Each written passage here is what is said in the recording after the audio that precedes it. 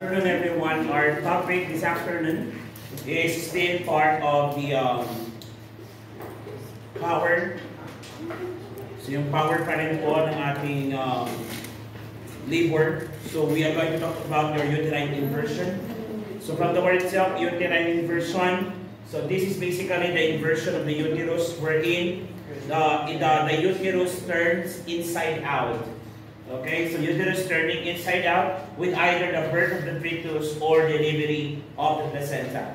Okay, so this can either of the following during the delivery of the fetus or the placenta.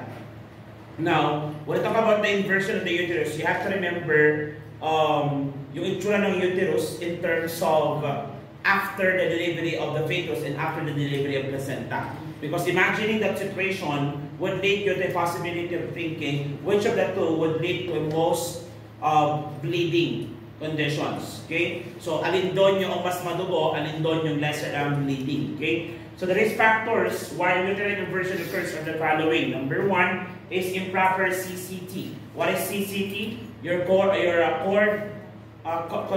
cord traction. So, your control cord traction is the one that you do, okay, after the delivery of the fetus. So wherein you are assisting the placenta to be delivered, okay, after or during the stage 3 of delivery or labor, stage 3 of labor. So improper cord traction is not advisable, as I discussed during the first semester during your regular or your normal pregnancy labor process. Why? Because this is one of the possible risk factor, okay, or possible complication of your uncontrolled uterine contraction. Possibility kasi kapag ang cord is embedded, okay, too deep into the myometrium, pag hinila mo siya, napalakas ang hila mo, para kang nanghila ng yung interior ng gulong, hinila mo pa loob, palabas, lumabas. Okay, ganun ang pwede mangyari doon sa ating uterus. Now, another risk factor is the applied pressure to uterus when not contracted. Okay? Applied pressure to the uterus when not contracted. Sample po nito, fundal push. That's why fundal push is no longer advisable to be used during delivery. But in some instances, lalo sa Pilipinas, madalas nakikita nyo pa rin po ito in some of the hospital, depending sa hospital. But bigger hospitals, they follow actually this protocol because they know that it's no longer advisable or should no longer be done, okay, during the delivery process. Another one is the placenta. When the placenta is attached too deep to the uterus and was pulled during the delivery. Like for example, anong case ito? What case is this? Your placenta accreta. So who was the group? Who were the group were assigned to placenta accreta? Yan. So placenta accreta is one of the possibility na bali magkaroon ng uterine inversion. Kaya nga, during your pathophysiologic mechanism, we should see as one of the complications ito tawag na uterine inversion. So following the process we're in, if it's too deep and the placenta was expelled, okay, then see, kapag nagatugtong yun, pwede mahila yung cord. Now, the inversion of the uterus occurs in different degrees. Okay, so we have the first degree inversion or the incomplete inversion wherein the fundus is within the endometrial cavity. Ibig sabihin, it's not yet visible when you try to do observation doon sa vagina ni mother. Wala kang makikita because the fundus is still inside the endometrial cavity. Okay, later on I'll be showing you a picture to show you or for you to appreciate the differences. The second degree is the complete inversion wherein the fundus protrudes through the cervical os. So meron na tayong complete, okay, inversion. Third degree is meron tayong uterine prolapse. The fundus protrudes to or beyond the introitus. And we have the last one which is beyond the vagina. So beyond the vagina. Now, in order for you to appreciate this more, okay, I'm going to show pictures here coming from Google, of course. Okay? Can I proceed? Yes. Picture ka naman, yes. So this is an example. For the first degree, as you can see, the fundus is still within the endometrium. Okay? While on the second degree, it's near the cervical os there. So this is the cervix. Cervical os. When you hear the word os, it's opening. Okay? So vaginal os, opening. Okay? Meatal os, cervical os, urethral opening yung mga yon. Os ang ginagamit natin indicating the opening. So this is the cervix. So the opening of cervix, pag doon lumagpas na yung fundus, again yung fundus is the dulo ng uterus mo, yung nagbabalance. Okay? So as you can see, it's already near. Okay? And this is the third degree near passing to the vagina na.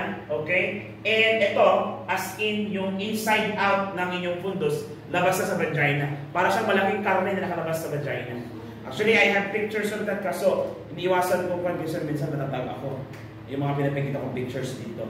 But if you can check or look at in your devices, you try to look at your 4th degree inversion, may kita mo, parang, alam niyo yung itsura ng, you know, the look of Duncan presentation.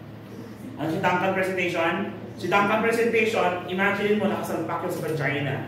Tapos nakaharap yung Duncan part. Okay, parang ganun po may kita mo yung uterus. May severe blood vessel, it's bleeding.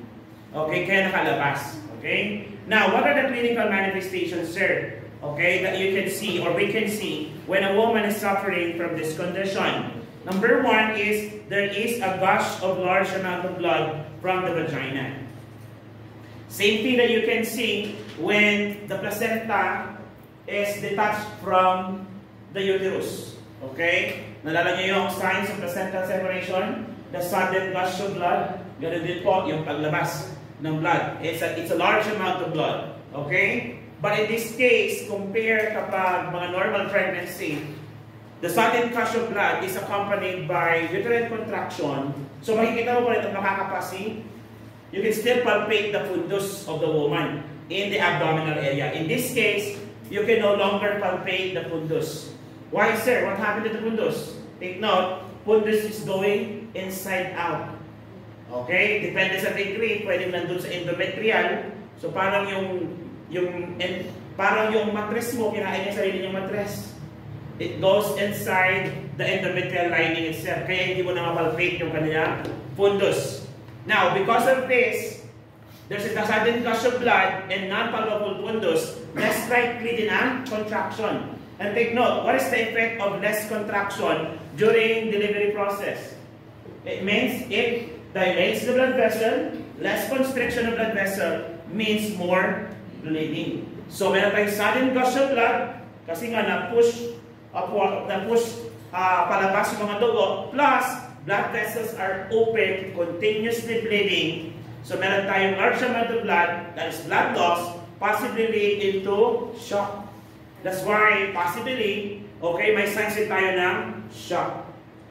So, yung mga signs ng shock na yan na pwede makita, women may show hypotension, o tas drainage siya, tama ba? So, shock kasi, hypovolemia na ba yan? Yes, when there is hypovolemia, decreased blood volume, decreased cardiac output, decreased peripheral resistance leading into decreased pressure or hypotension. And the body would try to compensate tachycardia and tachypnea. Kaya pwede sa mga ng hypo-tachy. What else? The body would now increase venous return. Ano ibig sabihin ng venous return? Increase na yung pagbalik ng dugo from the other parts, especially from the peripheral area, going to your central area. Para pumunta kay heart, then it will oxygenate the liver, the lungs, or the vital organs na tinatawag natin. Now, in that case, vital organs kasi it maintains, ang unang bibigyan ng dugo ng katawan is yung part ng katawan na nag-maintain ng hemodynamics. So kahit si brain, magkakaroon tayo ng depletion ng oxygenation sa brain kasi decrease ang blood, nagkakaroon tayo ng hypoxia. And because of that hypoxia, pwede mag-suffer from dizziness ang pasyente. So dizziness plus all blood goes inside the vital organs. Kukunti na ang makikita nating dugo sa ating mga blood vessels and capillaries kasi nagkaroon tayo ng decreased tissue perfusion. So there's no longer perfusion in our capillaries. Hindi siya magmamanifest as red.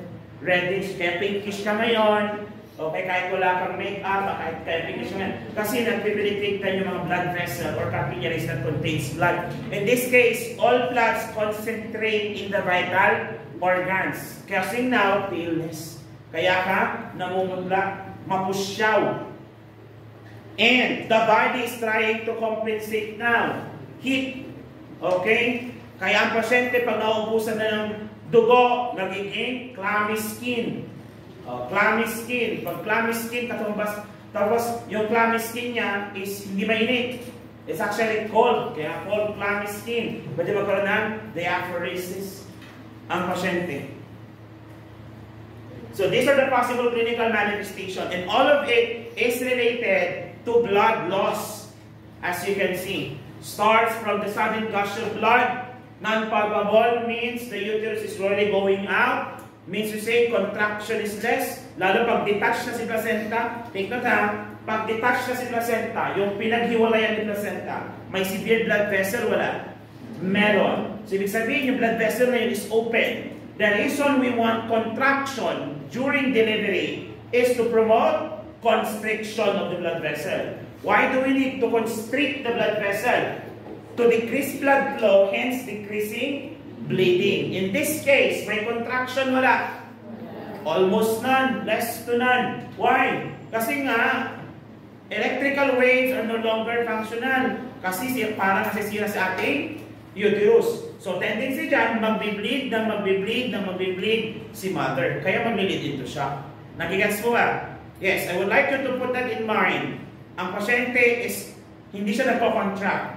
Kasi, kung hindi nagko-contract, sir, should we give uterotonics? Yes or no? Yes. The answer is yes or no. Depending on what stage na meron siya. Because if the uterus is outside the vagina, you cannot apply what? Uterotonics. Kasi nasa labas. Kasi ang gusto mo nun, ibalik mo sa loob. Take note, kung matigas yan, kaya mo siyang ibalik pa loob? No. Kaya later on sa management, pag-uusapan natin yan. Okay? Let's proceed with this. So what are the management? Number 1, never attempt to replace an inversion. Pag sinabi natin replace, ano gagawin doon? Yung touch. Okay? Yung ibalik. Okay? Initially, hayaan mo muna. Okay? Because touching it may worsen the bleeding. Another one, do not remove the placenta if it's still attached. O, naalala nyo sa kanina. Ang sabi ng uterine inversion is due to, that can happen prior with the delivery of the fetus or delivery of the placenta. I did emphasize on the first part kung ano yung dapat i-picture mo doon. Kasi kapag natanggal si baby, hindi masyadong bleeding kasi ang source ni baby ng blood is the placenta. So, ibig sabihin, wala pang masyadong severe blood vessel. The blood vessel are still closed because the placenta is still attached. Unlike kapag natanggal na si placenta, bago nagkaroon ng uterine inversion, ano mangyayari? Severe blood vessel. Ibig sabihin, putol ang mga blood vessel, at pag putol ang blood vessel, open ang blood vessel, pwede magdugo. So, in this case, we want the placenta to be still intact. Kung intact pa siya, hindi pa nag-detach. Why? To prevent further bleeding. Kasi oras na tinanggal mo si placenta, pag hugot mo yan, putol lahat ng blood vessel connecting the placenta and the uterus. So, ibig sabihin, nagbukas ka ng pwedeng labasan ng dugo. Nakikita nyo po ba? So, you're actually trying to open already a possible way for the blood to go and exit your body. Kaya nga, do not detach the placenta if it's still attached. That's very important. It will create a larger surface for bleeding. Next, IVF is necessary. Question, is the patient losing blood? Losing blood means losing blood volume. Blood volume are fluids. Kaya nga pasyente hypotensive because there is decreased blood volume. In order to prevent that or at least manage that, you have to replace the fluids. Ano ba? And in replacing the fluid, it has to be bolus. O, pag narinig mo yung word na bolus, mabilis. Dapat rapid infusion.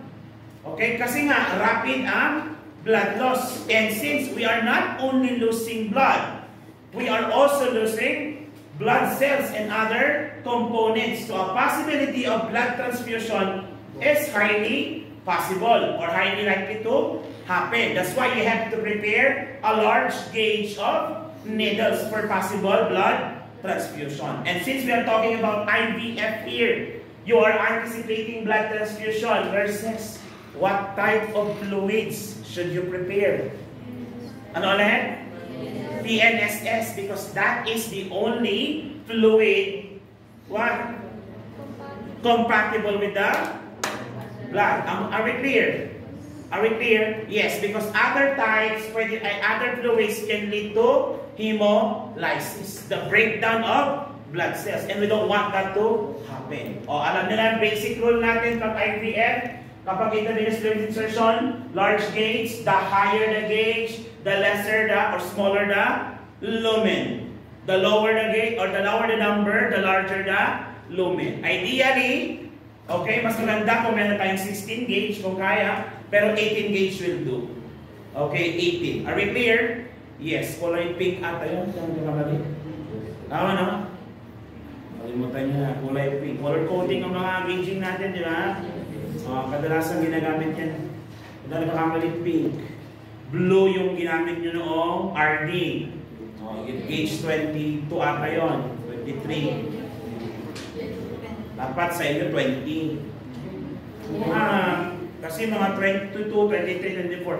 Pang pedya yun, pedya ka. Ang kulat-kulat na ng balat mo. Okay, ano pa? Does blood contains oxygen? Yes. If you're losing blood, you're also losing oxygen. Therefore, autotherapy is needed. Okay, via mass and assessment of vital signs from time to time.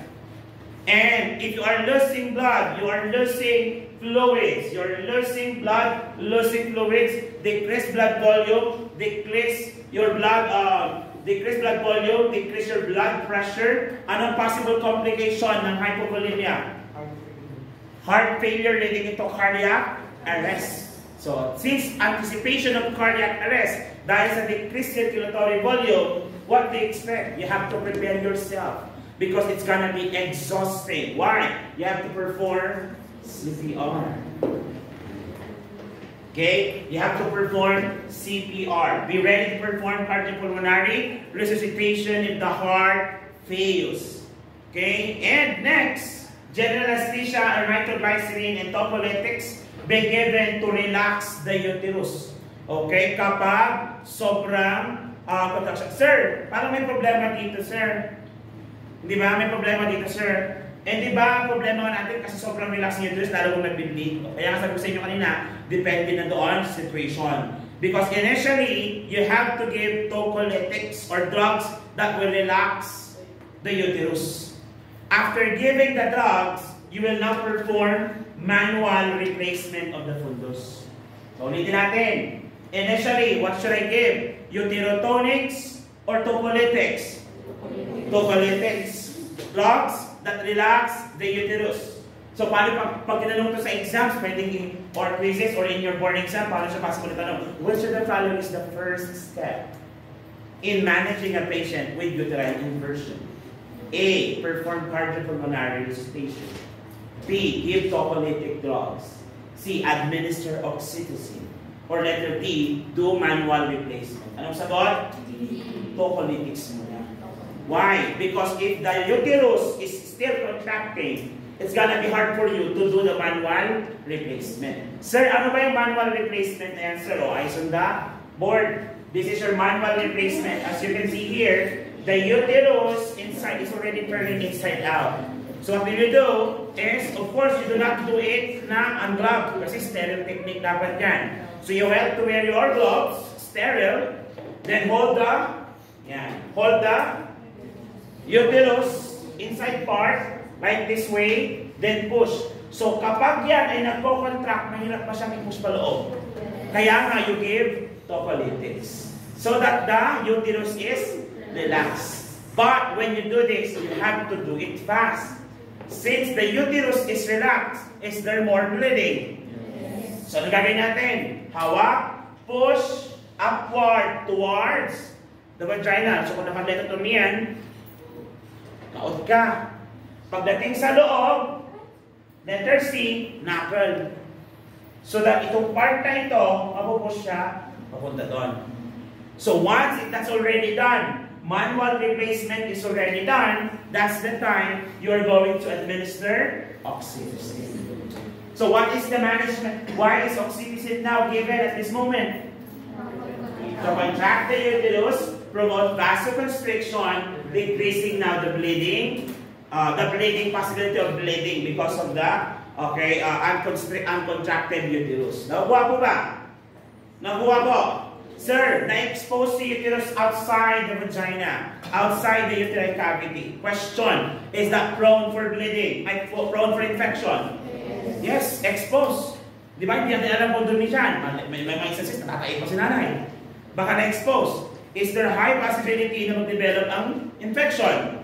That's why you give antibiotic therapy to prevent infection. And this type of antibiotic therapy is known as your prophylactic antibiotic. Pag sinabing prophylactic, you give it before the condition occurs.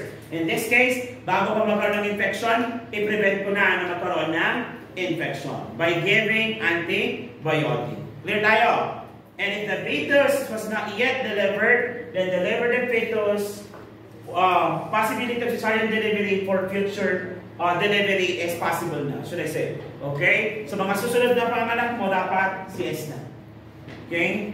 Predisposed ka na po kasi. So maliwanag po tayo dito. Are we clear? Let's have a random, let's review. Uterine inversion. Okay? Turning inside out of the uterus ba yan? Yes. The inside part of the uterus will be exposed outside. Tama po ba? Yes. Does it have 4 types? What are the 4 types again? Give me. First degree, Second degree, third degree, and 4th degree. Pag sinabing uterine inversion, what is the most common problem? Bleeding. Clear tayo? Bleeding that may lead to shock. Tama ba? So our main priority is to what? Control bleeding and of course manage shock. Tama ba? Yes. Now in managing the shock, okay, should you detach the placenta if it's not yet detached? No. Kasi ba magbubukas siya ng more area for bleeding? Yes. The best way to do is to stop the bleeding. Pwede ba tayo mag-uterotonics agad? No. Ano gagawin mo natin? We have to relax the uterus first and then perform manual replacement. Tama ba? Yes. Then the manual replacement, should you do it clean or sterile techniques? Sterile. Should you use sterile gloves? Yes. And you put back the uterus, then after that you're going to give oxytocin. What is the rationale? To promote contraction, hence constrict the blood vessel and decrease bleeding. Are we clear? Yes. May possibility ba for infection? Yes. What should you give? Antibiotic. Prophylactic ba yun? Yes. To prevent infection. And a possibility of cesarean section for succeeding pregnancies. Do you have any question? None. Clarification? None. Okay, we're done with uterine contraction.